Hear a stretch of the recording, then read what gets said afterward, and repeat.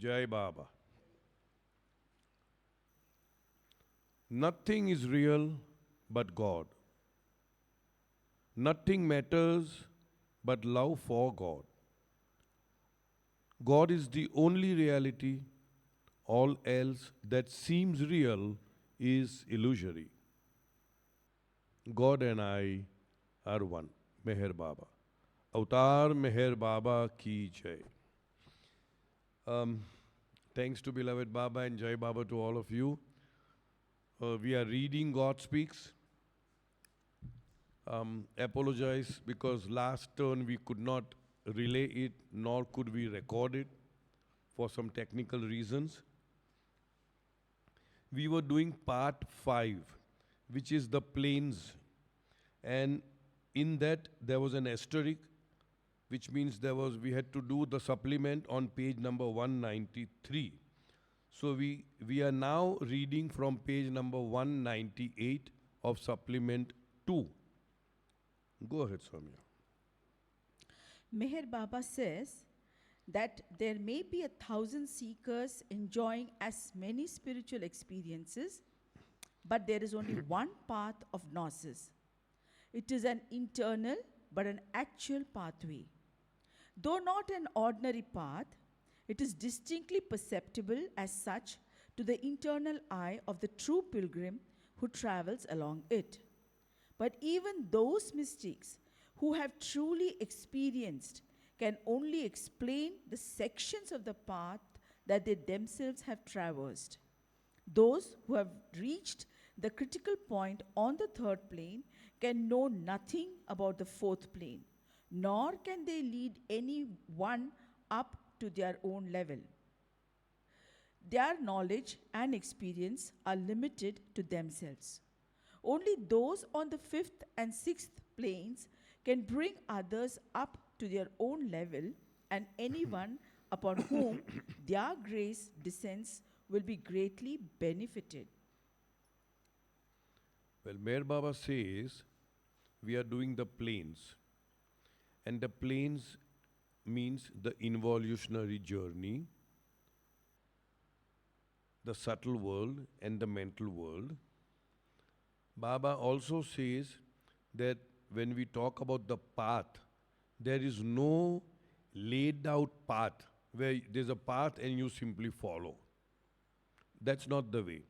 The path basically is when you start negating all that is false in yourself, you start treading the spiritual path. There may be many ways to the path, but Baba says that just as how with our gross eyes we are able to see the gross path, if at all we are walking in a jungle or in a garden or anything, we can see the path. In the same way, those who are on the spiritual path can actually, through their inner eye, see that path and walk on that path. Now let me read. Meher Baba says that there may be 1,000 seekers enjoying as many spiritual experiences, but there is only one path to gnosis. Of gnosis, thank you. Of gnosis. Gnosis means inner knowledge, spiritual knowledge. Elsewhere, Baba has said, Baba talks about experiences. Baba says, apart from the experience that you are one with God, that means apart from the experience of self-realization, God realization, Aham Brahmasmi, Anal Haq, Soham, apart from that one experience, all other experiences, howsoever lofty, howsoever beautiful, howsoever out of the world it may be, it may appear to be, they are all in the domain of illusion. They are all not at all real. Only one experience of I am God state is the real experience. Because many people, when they are treading the spiritual path, may get certain experiences in terms of smell, in terms of sound, in terms of sight, and there is a probability that we get locked up in that, we get hooked up in that, we do not progress further. Therefore, time and time again, Baba says that all these experiences that you see, oh, I saw a flash of light, I saw some vision, I saw, some very beautiful sound, I got some very, exotic smells and all that. All these are in the domain of duality, in the domain of illusion, and they should not be given any importance. Otherwise, there is a probability that we may get stuck up in that. All right, gnosis. It is an eternal. Though not an ordinary path, it is distinctly perceptible as such to the internal eye. Internal eye means the inner eye, the third eye, of a true pilgrim who travels along it. But even those mystics who have truly experienced can only explain the sections of the path that they themselves have traversed. In other words, unless and until you finally reach the goal, you cannot have the overall experience. Each one can only explain the experiences only a certain section of the experience that he may have had.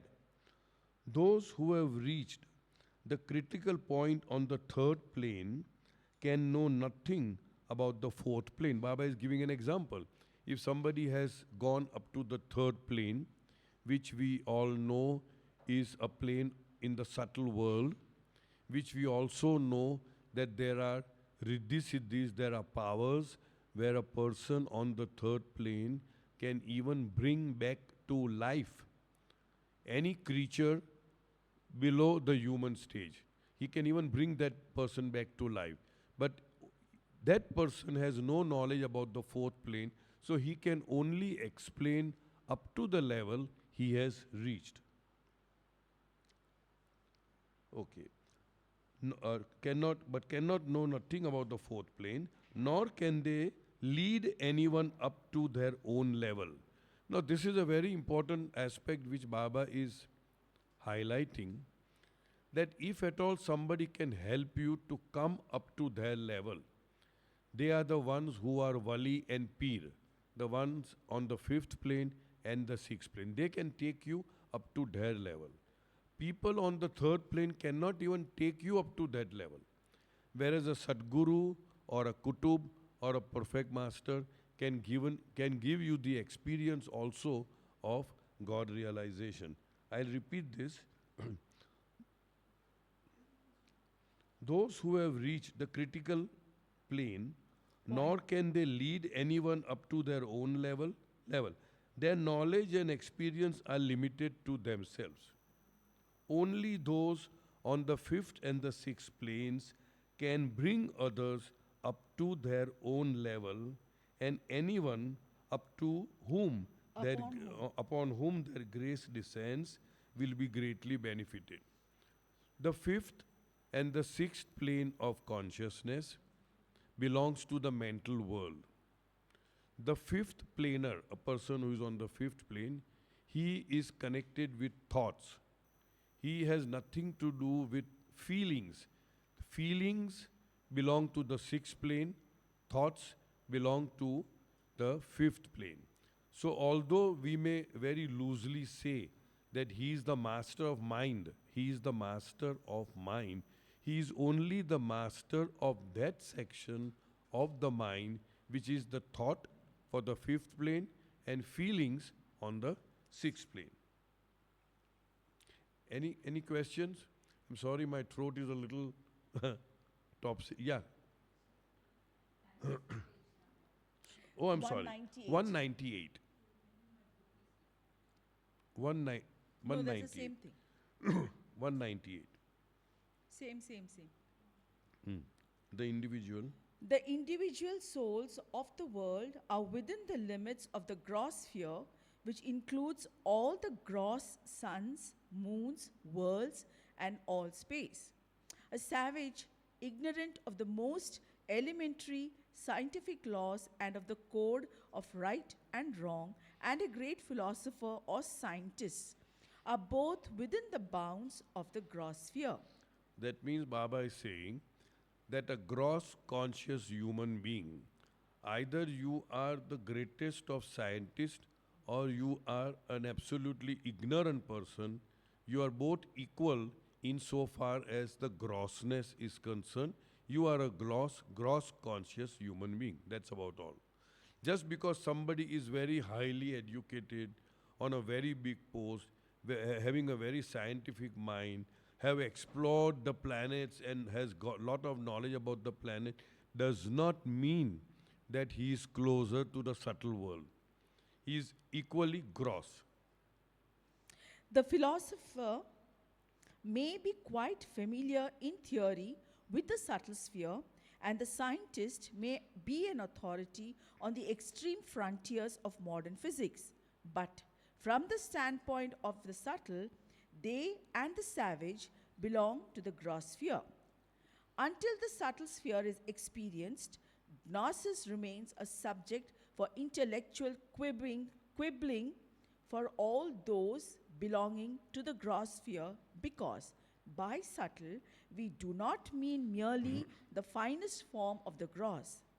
In the ordinary sense of the word, it may be correct to call very fine substances such as ether, the atom, vibration, light, and space subtle.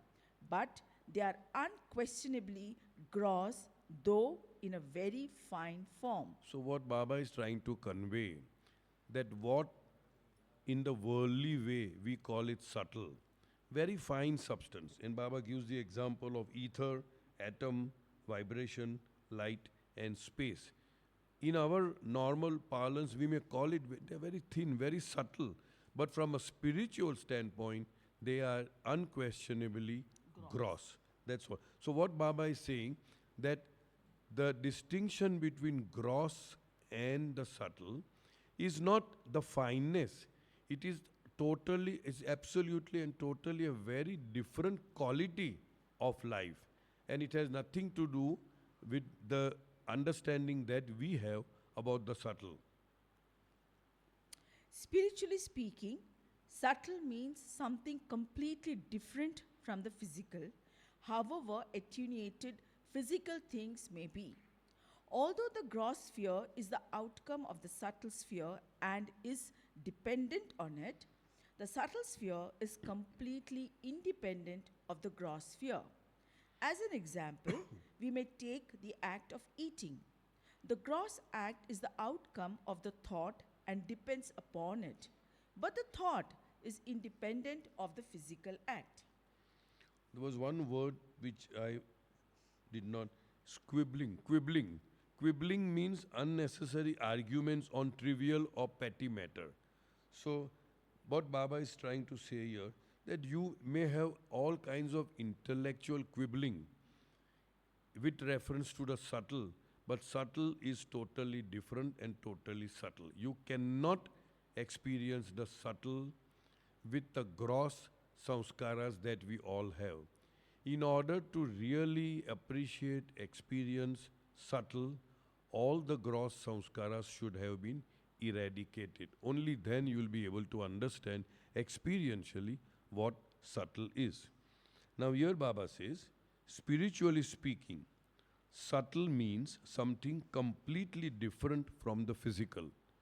However, however, attenuated means fine. You know, it could be thin, dilute. However, attenuated physical things may be. Although the gross sphere is the outcome of the subtle sphere and is dependent upon it, the subtle sphere is completely independent of a gross. Now, I had said this earlier, if you go to Meherabad, you will find in the cupboard there are 4 glasses. There is one gross, a little bigger subtle, still bigger mental, and still bigger or the biggest God. So what Baba had explained to the Mandali at that time was that the gross is dependent upon the subtle. Gross cannot exist unless there is an energy, urja, of the subtle.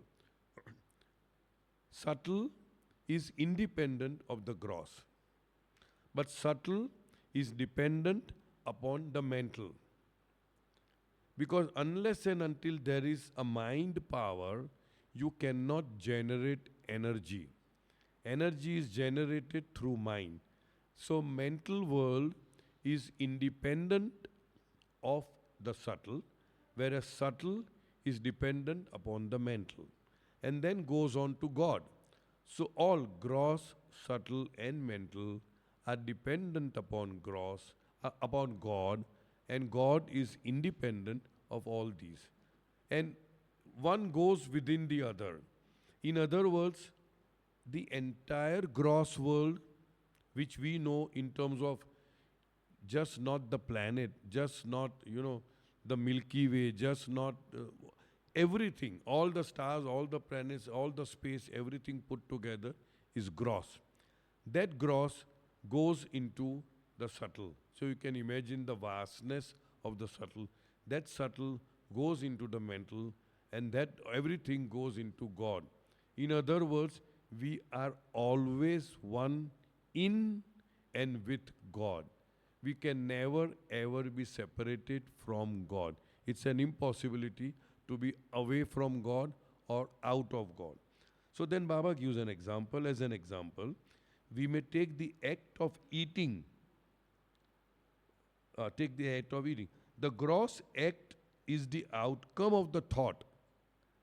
When you are eating, or I'm speaking, it is an outcome of a thought, otherwise I cannot. That means the mental is there, the energy is there. The gross act is the outcome of the thought and depends upon it. But the thought is independent of the physical act. That means, I was just wondering why is it difficult for me to read, so I've been wearing this chashma. Anyway, I may think it is independent, but I may not eat. But if I eat, that means it is dependent upon thought. I cannot be eating without applying my subtle energies and the mental thought, So in other words, we had done this earlier. There are three very distinct planes, or you can say spheres: gross, subtle and mental. Assuming that we are all gross conscious, we are. So we are responsible for our gross acts. We are not to that extent responsible for the feelings or emotions or thoughts or desires, for the simple reason that they belong to the subtle and the mental domain. So, although I am in the gross, I am using the energy of the subtle and the mind of the mental indirectly and unconsciously, not knowing how I am using it. A person in the subtle world identifies himself as energy. He does not see us as the gross, because for him gross is over. But he uses the gross and the mental indirectly and unconsciously without realizing how he is using it. Am I making sense? So although to me, because I am gross conscious, I am seeing a subtle conscious person or a mental conscious peer or a wali or even a Sadguru for that matter as a gross body. I am seeing Baba as a gross body because I am gross. The person who is on the subtle plane will see him as a subtle body. A person who is on the mental plane will see him as a mind. And a person who is one with God, that means the mazubs, the saliks and the Sadgurus, they will see him as God. So as where I am stationed, accordingly I will see the other. Go ahead. Forgetfulness. The whole philosophy of approaching and realizing the truth hinges on the question of what we may call forgetfulness. The word forgetfulness used here must not be associated with its commonly accepted meaning of forgetting to post a letter, or of a state of mind that is simply dull and blank. Forgetfulness, in this special sense, is an attitude of mind that develops gradually into spiritual experience. External renunciation is not forgetfulness because it is mostly physical and partly mental. But internal renunciation, when it becomes purely mental, does assume the quality and dignity of forgetfulness. Thus, one may renounce the world, but it is not so easy to forget it. Now, here we must understand that this is the supplement. This is my personal opinion, this is not directly from Baba. It has been written mostly by Dr. Ghani, Abdul Ghani Munsif. Baba has gone through it and he has approved it and he has given it to the editors of God Speaks, namely Murshida Ivio Deuce and Don E. Stevens. Take this and see if you can use it for whatever it is worth. And both the editors unanimously felt that when Baba has given, obviously he intends that we use it. So we are reading what is given as a supplement by Baba. Forgetfulness, the whole philosophy of approaching and realizing the truth hinges on the question of what we may call forgetfulness. So here what my understanding or interpretation of forgetfulness of all that is false, all that is limited, all that is finite, all that is not true. And when we forget that, automatically that which is truth just comes out.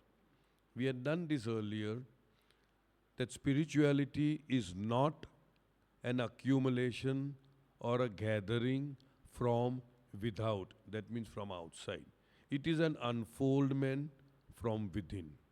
And this unfoldment comes gradually as all that is false is just weeded out, thrown out. Another beautiful sentence from Baba, and I have been repeating this, I have been branded as repeating a lot of things many times, but I like it any which way, When real light appears, this darkness which you think is light disappears. When real light appears, we think this is light. We think this is real. We think this is true. So when real light appears, this darkness, this falseness, this duality, this Brahm, which is an illusion, will disappear when the truth will prakat itself, manifest itself. So here, the whole concept of forgetfulness is not, as Baba says here, that you forgot to post a letter. That is not what it means. The word forgetfulness used here must not be associated with its commonly accepted meaning of forgetting to post a letter, or of a state of mind that is simply dull and blank. When you are a duller is that, or a blank, you say, oh, I forgot. That is not what Baba means. Forgetfulness in this spatial sense is an attitude of the mind that develops gradually into spiritual experience. External renunciation is not forgetfulness. When we did renunciation, we did that there is an external renunciation, there is an internal renunciation. To a certain extent, external renunciation may aid, assist, help in internal renunciation. But the real renunciation is internal renunciation, which means living in the world, discharging all your duties and responsibilities, not being attached to anything, not being affected with the results, offering everything at the feet of the Master and forget about whatever has happened. So that is internal renunciation. External renunciation is not forgetfulness because it is mostly physical and partly mental. But internal renunciation, when it becomes purely mental, does assume the quality and dignity of forgetfulness. Thus, one may renounce the world, but it is not easy to forget it. There's a nice Adi Kaka, Adi Senior used to say, Tarke dunya, tarke ukba, tarke maula, tarke tar. Tarke dunya means renounce this external world. Tarke ukba, renounce the internal world, the spiritual world, and whatever the planes and all. Tarke maula, renounce your religion or whatever spirituality that you may have.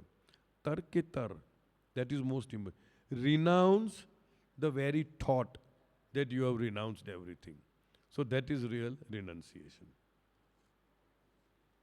Forgetfulness, in this special sense, thus explains the secret that lies behind all happiness, spiritual or otherwise, that human beings experience.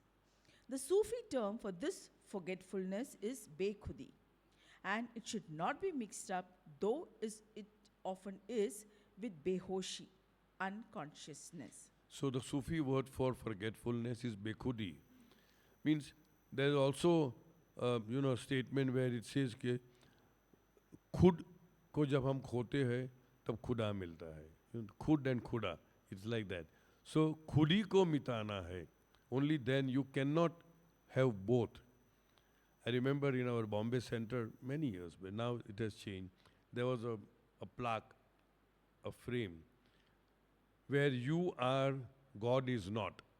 Where God is, you are not. And people would be very confused. What is this? Where you are, God is not. Where God is. So what Baba wanted to convey is, as long as the limited I, false I, separative I, finite I is there, you cannot experience Godhood. And when God is there, you cannot have your khudi. Khudi ko mitana hai. The difference between forgetfulness and unconsciousness. Okay. Bekhudi and behoshi. It is not behoshi. Behoshi is unconsciousness. Go ahead. The difference between forgetfulness and unconsciousness is important, and a few examples of types of unconsciousness will help to make it clear. To begin with, one must remember that forgetfulness is the partial or total detachment of the mind from the physical world, and unconsciousness, the partial or total deadening of the mind to the physical world. The word underlined is detachment. So forgetfulness here means that you should live in the world, but you should live in such a detached manner that you forget the world, that you are unaffected with anything that is happening with the world. Many times, many people misunderstand detachment with being callous. Callous means heartless. You don't have a feeling, you don't have, no. Detachment is through knowledge. Attachment is through ignorance. And the example that I keep giving, especially in my group with Bombay and Pune group, that I see a very, very beautiful, fragrant rose. And I fall in love with that rose. It's an attachment. Not realizing that after 10 days, this would just wither away and go away. So I may love the rose, I may respect the rose, I may put it at Baba's charan, whatever it is, but I am detached. That means I have at the back of my mind the knowledge that whatever that is created has to perish. Anything that is created has to perish. So with that intent, if I look at every relationship, everything that I encounter in my life with a sense of detachment, then I am generally always happy. There are certain catchwords in spirituality. Attachment always brings suffering. You see, attachment always brings suffering. The moment you are attached, then there is suffering. Detachment does not mean that you don't love, that you are very heartless. No, you will continue to do what needs to be done, the care, the love, the concern, the duties, the responsibilities, but with the knowledge of detachment. That this is not the real thing, it is a passing show, it is transient, it is impermanent. Today it is there, tomorrow it may not be there. With that understanding, if I go on, then I am in a state of equanimity or equipoise where nothing disturbs me, nothing upsets me, nothing triggers me, nothing agitates me because it's all a passing show. Everything is just passing. That is the importance of detachment. Another example that I give, detachment, an ice cube. I'm very much in love with the ice cube and I put it in my glass of whiskey. What happens after 5 minutes? It melts and becomes water. So if I am detached, then I know that this is going to be the consequence of, right? So, okay, go ahead, Samya. The former gives rise to various degrees of spiritual ecstasy, and the latter to various degrees of cessation, So Baba is of comparing pleasure and pain. forgetfulness with unconsciousness. Okay. Deadening. Deadening. Deadening of the mind. Okay. Let us then look at one or two examples of unconsciousness. In perfect health, one does not bother about the functioning of a vital organ like the heart. This means that one forgets that this organ is beating ceaselessly and perfectly in the human body for the maintenance of life and health. So Baba is giving an example. Right now, our heart is beating, but we are not even taking care of it. But if I have to climb a mountain or climb or run, then immediately the heart will beat. So then we realize that, oh, it is there. If, however, there is a disturbance in the cardiac rhythm, there is immediately discomfort, and if there is a cardiac infarct, there is immediate precordial pain. In Now, ei- now I don't know why such technical jargons have been used. I'm sure, I feel Dr. Ghani was a doctor. Of course, I think he was an homeopath, but he has studied physical body. So when we talk about infarct, it is the deadening of a part of the heart through lack of blood supply. And when he talks about precordial, it means it's a region of the heart which or thorax. So that is the frontal portion. Okay. in either case, one is reminded that one has a heart. So when you get a pain, there's a heart. The sensation of discomfort or pain, though it arises from the heart, is felt only because of the functioning of the mind. So although there is pain, why is it that we are able to recognize that pain? It is because of the functioning of the mind. If the mind were to be dead, so Baba is giving that example. Supposing you are unconscious. Unconsciousness, many people say, oh, I'm going through terrible suffering, you have got no idea, only the wearer knows where the shoe pinches and all that. So my general response would be, the very fact that you are conscious to speak all these things, that means you have not yet gone to that level of pain where there's an automatic unconsciousness. There's a what you call tripper in our electricity. So when there is a flash of power, what happens? The tripper just falls and the equipment fails. In the same way with us, God has put that switch. That the moment the pain goes up to a certain level, we become unconscious. And the very fact that I am able to talk that I am going through a lot of suffering means I am not gone through that level of pain and suffering where the switch can drop.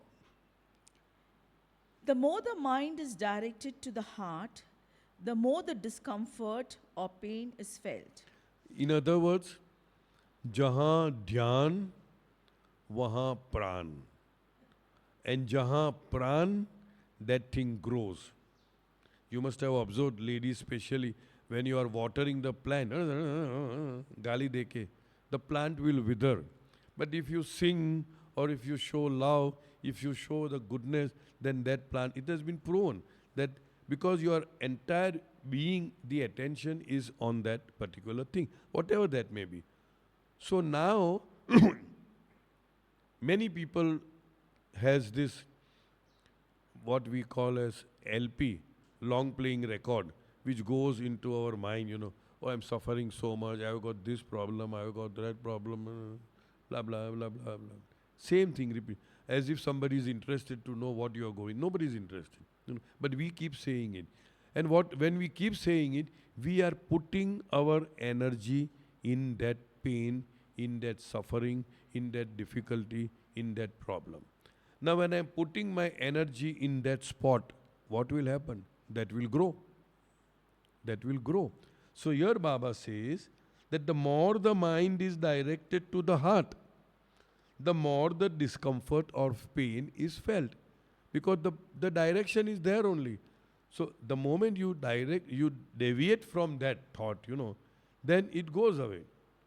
I'll give you a very crude example. Somya may not like it. Now, by Baba's grace, I am okay. But otherwise, I had a very weak tummy, you can say that way. So when I'm traveling by train or by public transport, and when I get that so-called urge to ease myself, there's nothing I can do. I can't pull the chain and stop the train or, that way. So what, through practice, the point is you start talking to yourself about something other than what is disturbing you. So I would generally go into that, oh, I am at the Samadhi and now, chalo, time for prayers. So, oh, Parvardigar. So I will do the prayer, I'll do the Aarti. By that time, hopefully the stop comes. If it doesn't come, then it will be, what I'm trying to convey is, we can redirect our mind into another area where you are giving very little energy to the discomfort that we are going through, When pain reaches its climax, unconsciousness may supervene, a break in the threads of consciousness that enables one to forget the pain. See, God is so kind that He has put that barrier over there that if the pain reaches a certain level, unconsciousness sets in and then there is no pain. If you really see, if you really analyze pain, a little hurt here will be more painful than a deeper hurt. For the simple reason that all our sensory organs are at the periphery level, superfluous level. So that will hurt more. But if you put a knife into somebody's stomach, it may not hurt him so much because there are no sensory, what should I say, nerves taking the message of the pain to the brain. Am I making sense? Or nonsense? Go ahead. But this is unconsciousness and not forgetfulness in its... So Baba is differentiating between forgetfulness and unconsciousness, between detachment and deadening. In its spiritual sense. A surgeon, by performing a prefrontal leucotomy, can interfere with some of the nervous pathways that serve this focusing of the mind on the intractable pain of some incurable disease like cancer. This prefrontal leucotomy is a surgical operation on the frontal part of the brain. So basically it means that. After this operation, the pain is still there, but the patient ceases to direct his mind towards it and so ceases to bother about it.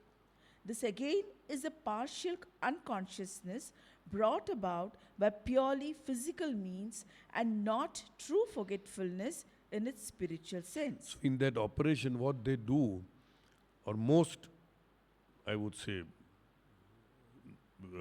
not sort of demeaning the medical profession, they are excellent in their own rights. What the so-called allopathic medicine does, either suppression or to cut off the messenger which is taking the message of the pain to the mind. Not that they are doing an excellent job, as I said, but that is their mainstay, So the prefrontal operation that takes place, there is a deadening of the nerve which takes the message. As a result, you feel that there is no pain. Sleep is a state of unconsciousness that affords a temporary respite from the wear and tear of life. But sleep is not true forgetfulness in its spiritual sense. So Baba is explaining same thing. So it is not forgetfulness, it is deadening, it is unconsciousness, which is nothing to do with spirituality as such. The whole philosophy. Another thought that comes to me, somebody had asked, and this is my interpretation.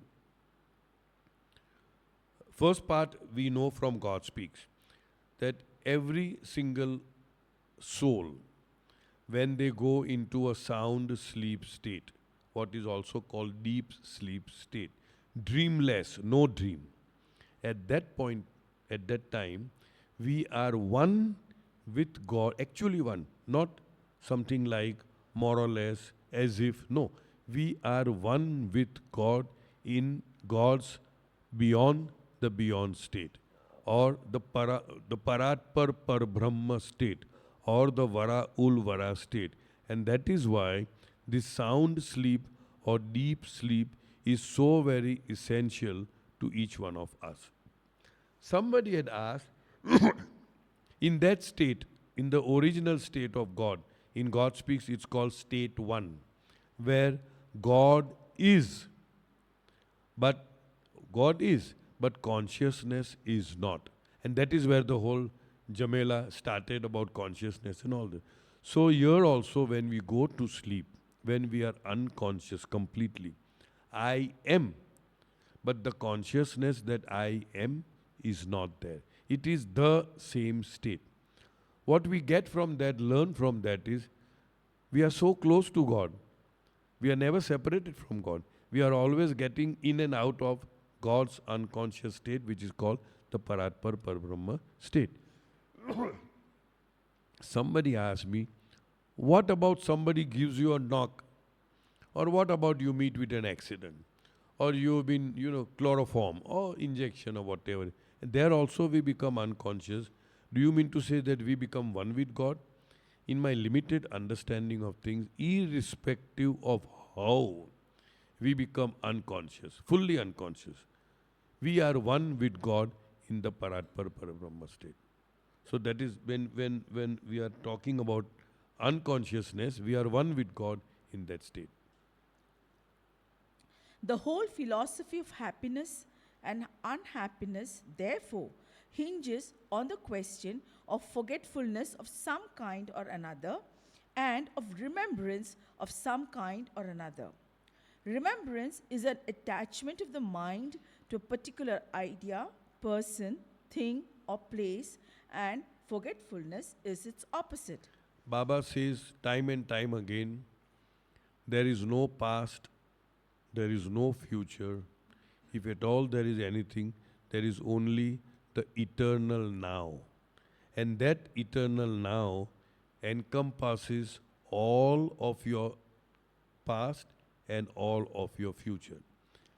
Many of us, I am digressing and that is my way, many of us are so involved with our past that we shatter our present, beautiful present, by bringing some negative experiences of the past, bringing it into future, bringing it in the present, play along with that and totally shatter the present.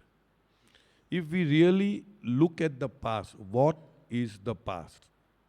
There is no such thing as past. That past was present when it was happening. The past is only a memory. It is only a memory. You can choose to bring that memory in the present, or choose not to bring that memory in the present. Past has a very important role to play in order to make us learn from whatever has happened in the past. Past is not there to make us suffer in the present, which most of us do in the present. The moment we go to the past, this is how we can analyze. If I bring a certain episode from the past, which is not there actually, it is only memory, and bring it in the present, is it going to make me happy? Is it going to be of service to me? Or is it going to be of disservice to me? Is it going to make me happy? Or is it going to make me, whatever, sad, suffer? The moment I get an answer, it's not a happy feeling. Why the hell should I bring it? Why should I invite it? Why should I call for it? So that is how we need to play with the past. If at all we need to play with the past, bring only good memories, sweet memories, those memories which make our present more beautiful. That's it. Once it is understood that remembrance causes pain, it follows that the only cure is some kind of forgetfulness. And this forgetfulness may be either positive or negative.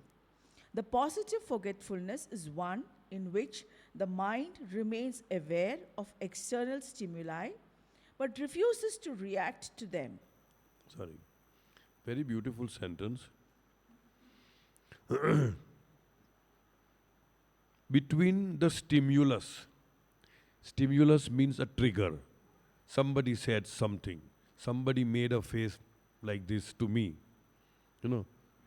Or that is the stimulus, the irritant, the trigger. Between the stimulus and the action, there is a pause, there is a space, there is a pause. And in that pause, there is the power to either react and make a mess of the whole thing, or respond and create that situation in our own favor. I don't know whether I'm making sense. And that is why most people, they say that instead of rushing into reaction, start counting from 1 to 10. Somebody say from 10 to 1. Somebody says take Baba's name. Somebody would say do anything. In other words, don't immediately react to the trigger.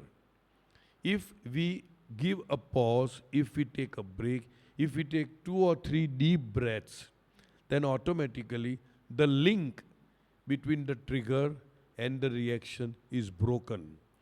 When the link is broken, you have that much of time, maybe a few seconds, to respond positively. To respond in a manner like you can ask a question to yourself, how should I respond to this in a manner that will please Baba? Because Baba is omnipresent. Baba is always there everywhere. How should I respond in a manner that will make me grow, that will make me learn the lessons, instead of just, like we get into a reactive mode. One of my Sada Suhagan stories. People who have been hearing it must be saying, oh my God, I'm hearing it 100 times. We used to live in Mira Road.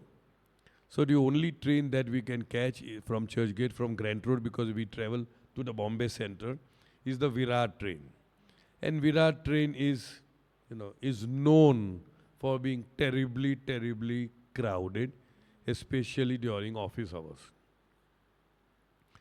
So one fine day, it was a center's day, Thursday, I had been there, and I was returning from the center, and crowded, as usual. Crowded means that is one thing that has kept me fit, because you can't just walk into, you have to fight. All the time you have to fight. And get in and get out. Getting out is not difficult because automatically you are pushed out. You don't have to struggle, but getting in is a struggle. So with all that, hanging and all that, and many people, they travel in a group, share market group, and this office or bankers group, they travel in a group. So they are that, strong. So once I was traveling and there was one group, share market group, all Gujaratis people, chatting, market kya jase, upar jase, niche jase, all that they were talking. I was holding like this. And then there was a little jerk, so my elbow hit somebody at the back. Reaction. He reacted. The most simple reaction is to use swear words. Gali. Daradar, daradar. He turned around and started abusing me. Now, this is where I have to use my so-called. So, and in Hindi. So I said, તમે બી ગુજરાતી ભાઈ, હું બી ગુજરાતી. ગાલી જ દેવી હોય તો ગુજરાતીમાં આપો ને. You are also Gujarati, I am also Gujarati. Why are you using swear words in Hindi? Say it in Gujarati only. Na? So that person's anger was diffused. You have to diffuse it. So he did not know how to react. So, अच्छा ठीक है ठीक, जाने दो. So it was over. Now when they travel in group, they also have the habit of eating something on the way, So I had never seen such big samosas. This size. You can see that triangle. I've never seen this kind of samosa. So they were, પછી કે આ ગુજરાતી ભાઈને બી આપો ને. So they said, why don't you give it to, now see how the whole thing changed. એમને આપો ને. So I asked, is it vegetarian or non-vegetarian? Obviously it is vegetarian because they are all vegetarian. So they said vegetarian. I said, sorry, on Thursday I don't eat vegetarian. The whole situation which could have, shot up. Because it is, and virtually every day there are these fights, and somebody swearing on sister, and somebody swearing on mother, somebody swearing on grandmother, and this keeps on happening. And then all of a sudden there is quiet, and then somebody, अरे चालू रखो, time pass होता है. Somebody would keep continuing swearing. It is a good time pass. So this is the experience of train, travelers, especially for the Virat train. Okay, so much for humor. Now go ahead. The negative Oh, so we were talking about positive forgetfulness, where we know that if we unnecessarily remember something of the past, it would create more pain for me. So positively, you forget. It's not worth remembering. Because as it is something of the past. As it is, it does not have any real astitva, which means existence. It doesn't exist. It is just a memory. Why should I bloody... I said that, yeah. You have to learn from the past. You have to take lessons from the past, but not carry the whole clutter of the past in the present. The negative forgetfulness is either mere unconsciousness, a stopping of the mind as in sound sleep, or an acceleration of it as in madness, which has been defined as a way of avoiding the memory of suffering. So the avoiding the memory of suffering, negative forgetfulness, Baba says, is either unconsciousness, so automatically you forget, or stopping the mind as in sound sleep, or accelerate, which is madness. Talking about madness, Baba says, mind stopped is God. Mind working is man. Mind working fast is mad. Mind slowed down is must. So at least we should ensure that we don't get into the third category of mind working fast. The moment we feel that mind is working very fast, it means you are getting into madness. So try to slow down. And how to slow down? Again, it is very simple. Knowledge. Knowledge of what? Everything is illusory. everything is temporary. Why should I agitate my mind? Why should we think so seriously? That's what Baba says. The problem with us is we take life seriously and God lightly instead of taking God seriously and life lightly. We take life very seriously. Everything is just a joke, it's just a jest. There's another one which says, if understood, life is simply a jest. If misunderstood, life becomes a pest. Once overcome, life is ever at rest. For pilgrims of the path, life is a test. When relinquished through love, life is at its best. So, in other words, once we realize that life is all, it's a jest. We just play. If somebody says something to me, I'm digressing. Why should I feel upset? And the example that I again give is, supposing somebody said some nonsense, utter nonsense, or somebody just gave me a tight slap on the back for whatever, immediately I get agitated, wild, etc. Now somebody did that to me, and my mind immediately interpreted, how dare, what right have you got? Bloody da da da da da. I turn around and I see my school friend whom I have not met for 30, 40, 50 years. What would be my reaction? I would embrace him. The act of giving me a thapper is the same. Try to understand. The external can never affect you if your internal dialogue is positive all the time. Am I making sense? If your internal dialogue is positive, then nothing can affect you. If somebody says something and if my internal dialogue, अरे बेचारे बीबी ने डांटा होगा घर में, so इसलिए किसके ऊपर क्या बोल दिया, छोड़ो जाने दो. It is the interpretation of what is happening out there that will affect me either positively or negatively. The external has no impact on me unless I allow it to have an impact on me through erroneous interpretation of what is happening out there. Clear? Crystal clear. But if there's a pattern, if बोलो ना. there's a pattern, then don't you think you should teach the person otherwise? Somya is saying, what if it is a pattern? So now Somya is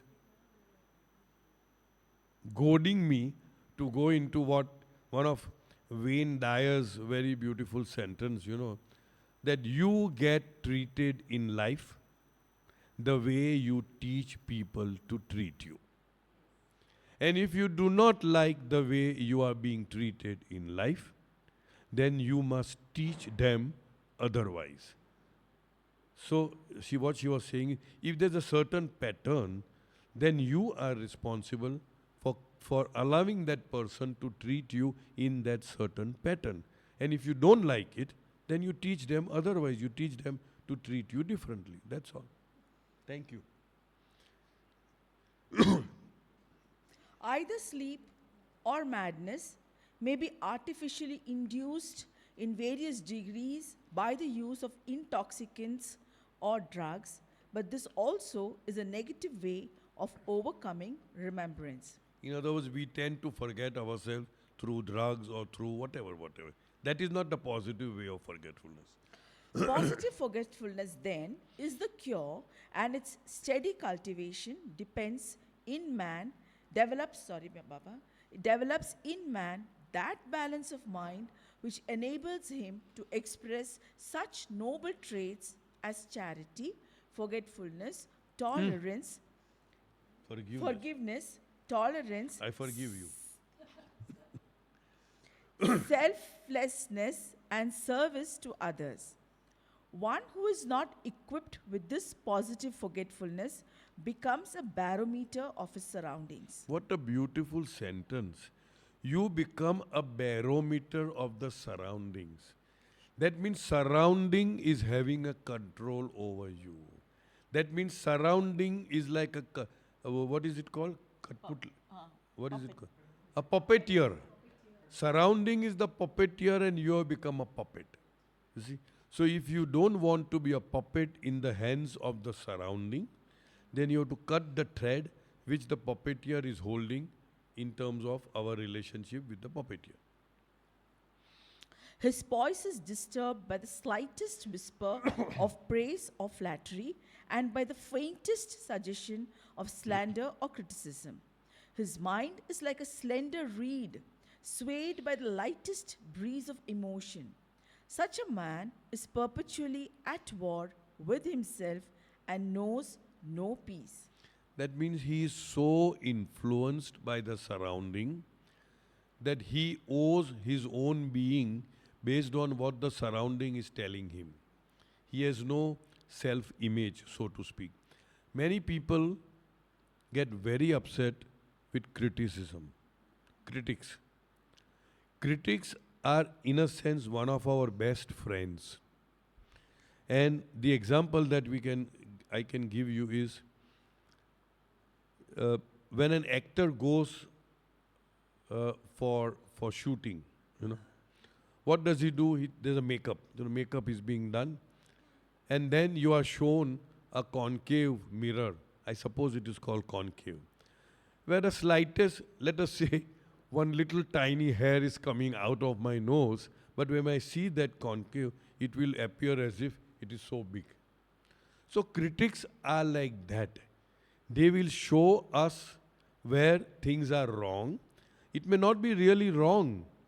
Now when you see this mirror, either everything is okay, then what do? You pay no attention to the mirror. Or there may be something wrong. What do? You do the correction. So in other words, critics are our best well-wishers and friends. All you need to do is not to feel hurt with that. Analyze the criticism. Is there any element of truth in that? If there is, then change it. Then alter yourself, become a better person, and in your heart of hearts, or even openly, thank the person. Thank you for drawing my attention. Thanks. Or if there is no substance in what he is saying, you just remove the mirror and don't bother about it. But don't feel hurt.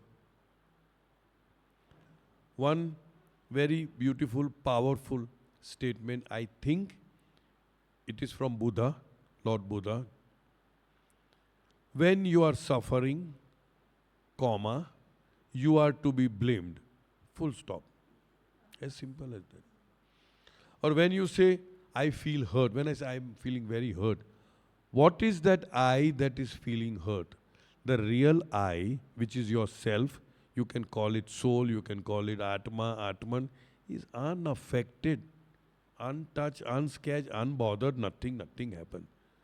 So, if I am feeling hurt, it is my ego, the false I, that is feeling hurt. The real I will never feel hurt.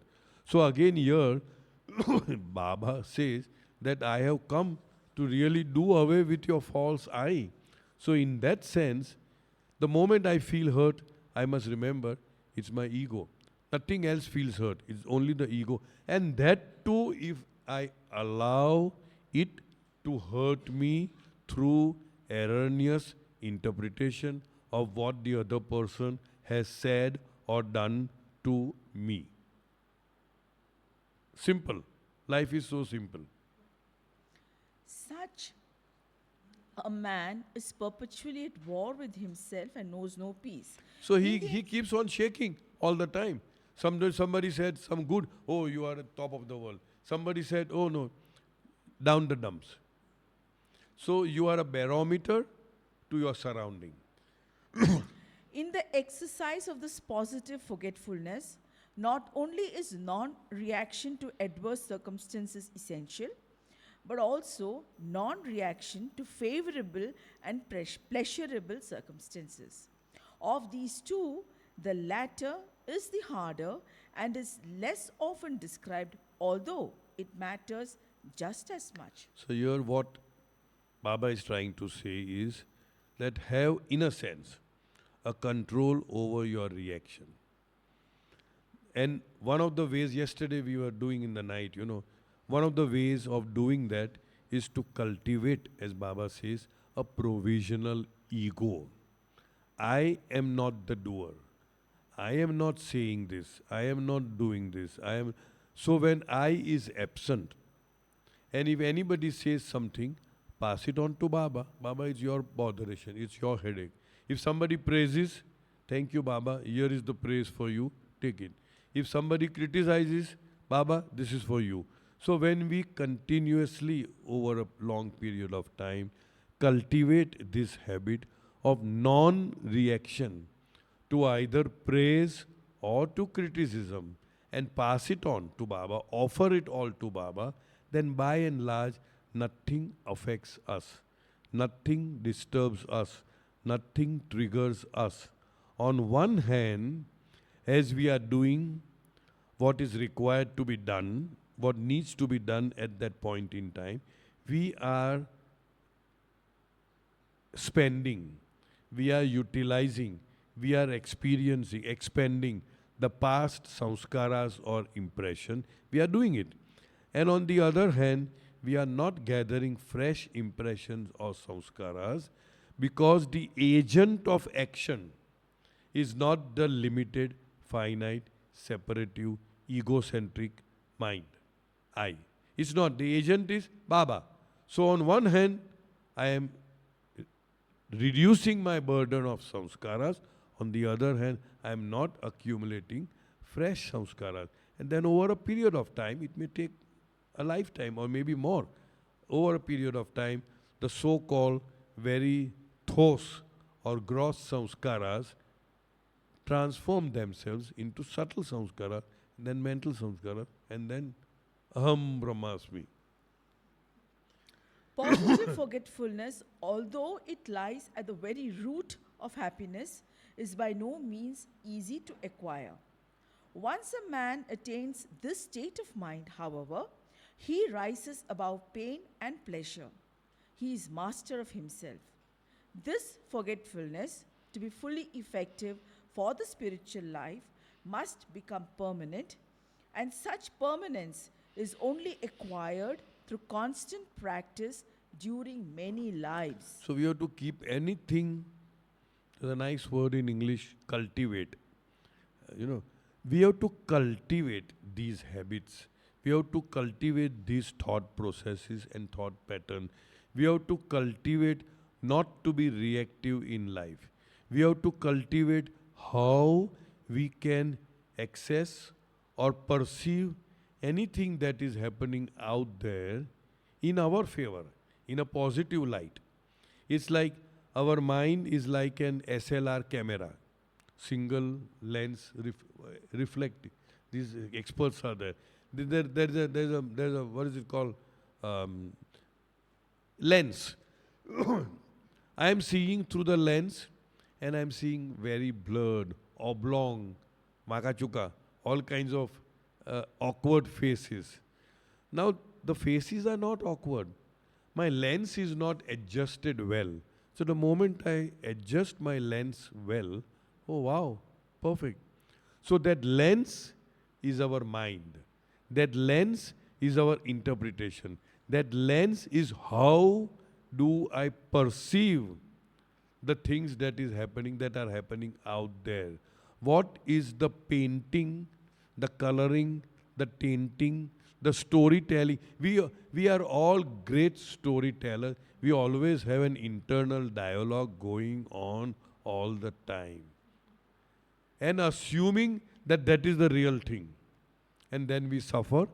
And then we say, Baba, why am I suffering? You see, there is this, I had narrated this before.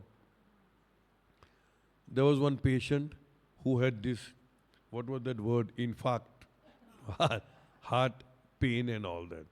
So he goes to a specialist and the specialist examines him and checks the pulse, you like the top, top, top. And he does like the He does like this. Now the patient is observing. And then the doctor says, nothing is wrong with you. You take this goli, take these tablets, take it for 10 days, come back, I'll check you again. But the patient observed that something is definitely drastically wrong. But doctor is not telling me. He is chupaving it, he is concealing it from me. So even though he started taking tablets, his interpretation is there is something drastically wrong. Storytelling to ourselves. So within 3 days, he again goes to the doctor and says, doctor, why did you come? I told you to come after 10 days. Told her, no doctor, please tell me honestly what is wrong. I will not feel afraid or something. Please tell me. Doctor, why do you say that?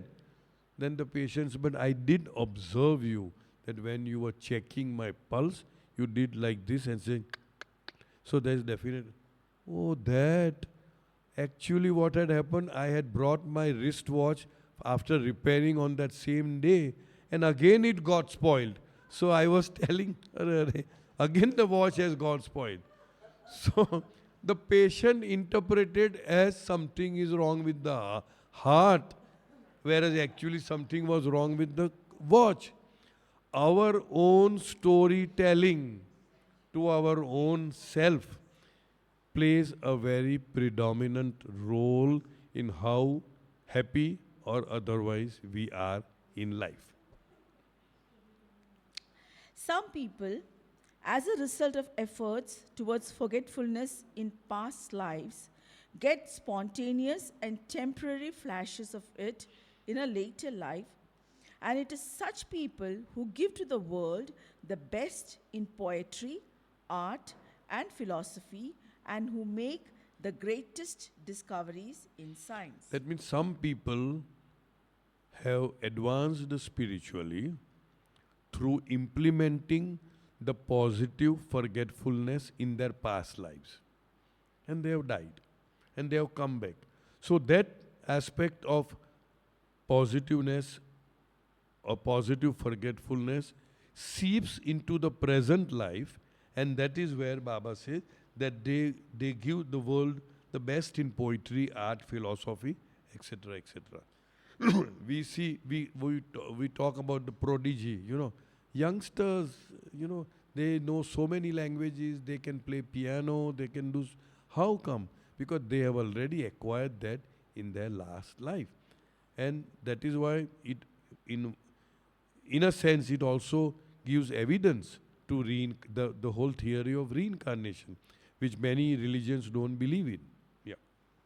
In such moments of true forgetfulness, there is a mental detachment from all material surroundings in which the poet allows his imagination to soar. So, as we had done earlier, we had done that instincts belong to the animal kingdom, intellect belong to the human, and then we have other levels of consciousness, you can say, and one of them is inspiration. There is an inspiration, there is an intuition, there is insight, there is illumination, then realization. So inspiration comes to these people whom, when they are so involved in whatever that they are doing, that they are totally cut off from the material world. When they are singing, when they are dancing, when they are writing a poetry, when they are doing artwork, painting, they totally forget. So that is a kind of forgetfulness, when they forget the physicality of their being. An artist, when he gives form to an idea in which he completely forgets himself and all irrelevant surroundings, creates a masterpiece. The best of philosophers. This word, I love this word, somewhere else, I think, I don't know where. Irrelevance. Once we are able to discern in our life what is relevant and what is irrelevant, again, to a very great extent, we cut off a lot of rubbish. We spend our time in discussing, debating, whatever you call it, word, on irrelevancies. It is irrelevant. It has no meaning. You just cut short and say, okay, go ahead with life. So once we do that, to a very great extent, we get quality time to spend on things which are relevant to us. The best of philosophy is uttered when a man surveys the problem of life without reference to the ups and downs of his purely personal circumstances, and some of the greatest scientific discoveries have been made in this same frame of mind. Same frame of mind would mean that I am not going to input, take into account, into consideration my ups and downs in life. I'm just separating that, whatever that, see here, I'll repeat this. Uh, the best of philosophy is uttered when a man surveys the problem of life without reference to the ups and downs of his purely personal circumstances. And some of the greatest scientific discoveries have been made in the same frame of mind, where the matter, the material aspect is just weeded out, where the past is not allowed to encroach into the present. Such manifestations of genuine spontaneity of forgetfulness are very rare indeed. And although it is said that poets, artists, and philosophers are born and not made, these fleeting phases of real forgetfulness are the result of efforts made in past lives. That means any effort towards anything positive, anything spiritual that is made in this life will carry forward in the next life. I remember in one of the films where Mani, Baba's sister Mani, is asking Baba, okay, what happens to now we have found you, we are one with you, we love you. Now we die and we come next time. So do we have to search all over again? Do we have to start everything all over again? Then Mani says, Baba gestured, no. You always pick on or take on from where you have left. It's always a moving forward. And very beautifully she gestures, never backwards. It's always moving forward.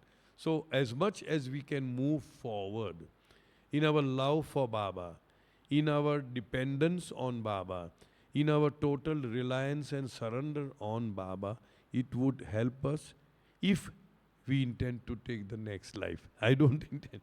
I always bet on this. Take his name and pop off. Pop off where?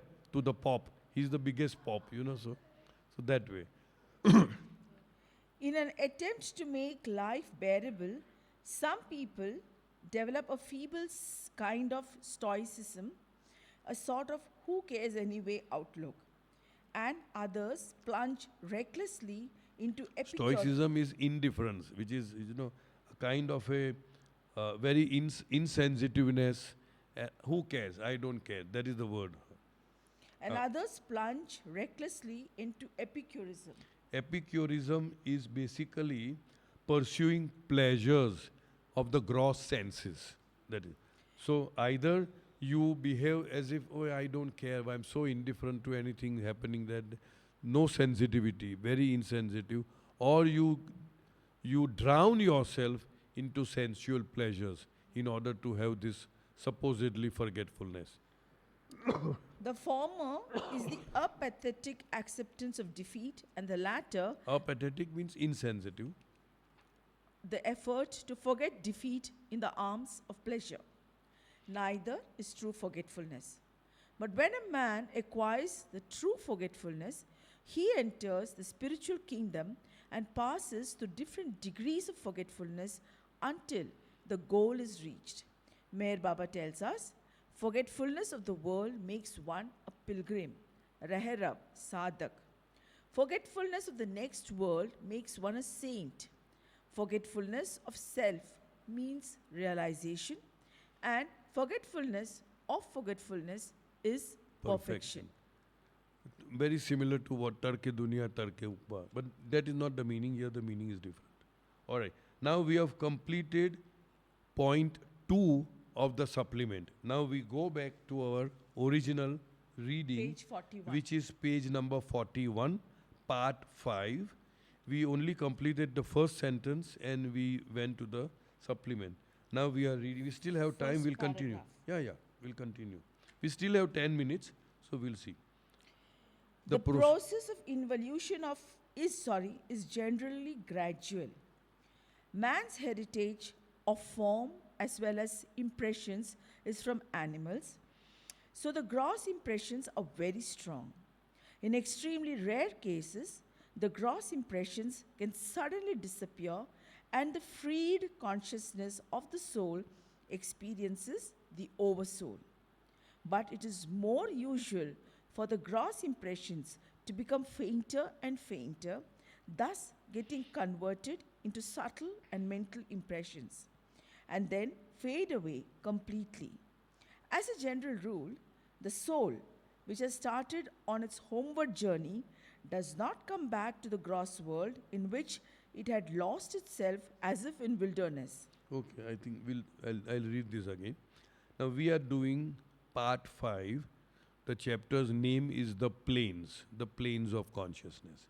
So now Baba says, this is paragraph 2. The process of involution.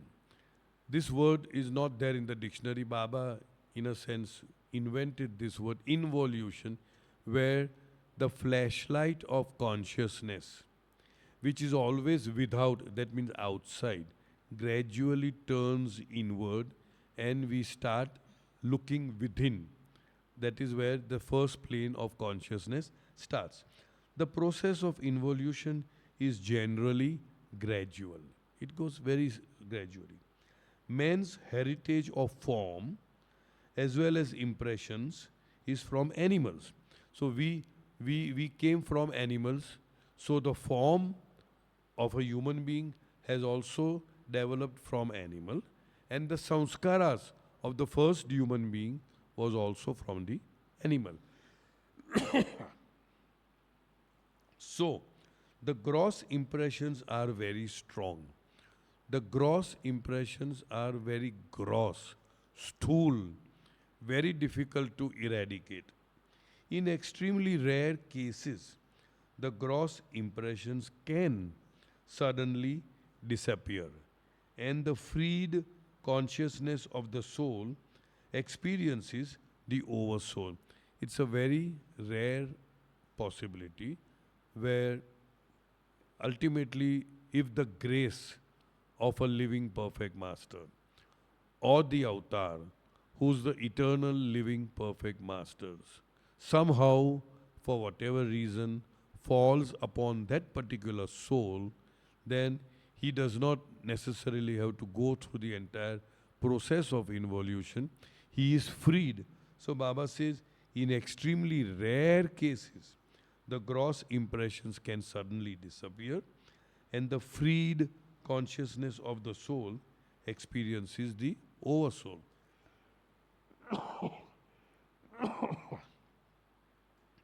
But it is more usual for the gross impressions to become fainter and fainter. We use the word thinner and thinner, weaker and weaker, rarefied and rarefied. Same thing. So the gross transforms itself into subtle, and as it becomes more and more faint or thin, it transforms itself into mental, and finally at the fag end of the journey, where there are no samskaras, then the soul sees itself as God and experiences the I am God state. But it is more usual for the gross impressions to become fainter and fainter, thus getting converted into subtle and mental impressions, and then fade away completely. As a general rule, the soul which has started on its homeward journey, homeward journey means involutionary journey. If you see the charts, when we do the charts, we'll see that a human being is the farthest in the evolutionary process. And then it takes a right about turn and starts walking back home. So that's a U-turn. So Baba says that when a soul has already started the journey homeward, does not come back to the gross world in which it had lost itself as if in wilderness. In other words, a person who has started his or her inward journey, which means he or she has embarked upon the involutionary process, which means started walking on the subtle first plane, does not go back into the gross world. It does not mean that it won't take birth in the gross form.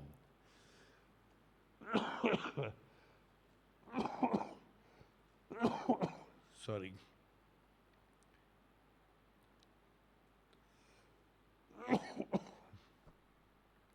It has to keep coming in the gross form, but the consciousness of that soul is not of the gross, but of the subtle or of the mental, depending upon the progress already made.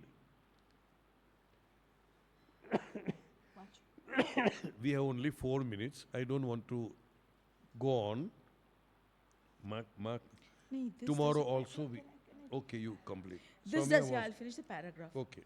This does not mean that the subtle conscious soul does not take a gross form or dwell in the gross world with It its. will take a gross form, it will take a gross body till realization, but the consciousness is not of the gross, but of the subtle or the mental. It means that the consciousness of the soul is no longer entangled with the gross form or the gross world, and that it is chiefly engrossed in the subtle world. As a general rule, the soul first snaps its link with the gross world, then with the subtle world, and lastly with the mental world, and comes to realize itself as beyond all these. While it traverses this path, it crosses 6 planes, of which the first 3 belong to the subtle world, the fourth is on the borderline of the subtle and the mental worlds, whereas the fifth and the sixth belong to the mental world. The soul, abiding lastingly in the oversoul, is beyond all planes. So the last sentence is very important. The soul, any soul, even if it's a soul of a stone or a vegetable or a fish or a bird or whatever, always and forever is abiding in the oversoul. It is never separated. So Baba says here the soul abiding everlastingly in the oversoul is beyond all planes. All these experiences of the gross, subtle and mental are in the domain of illusion. They are not real experiences, but these non-real experiences should be had and have to be gone through in order to finally experience that this is the only real experience. We stop for the day. We still have 2 minutes before we say Jai Baba. If anybody has any questions, any remarks, any criticisms. Yes, Kaisi, bolo.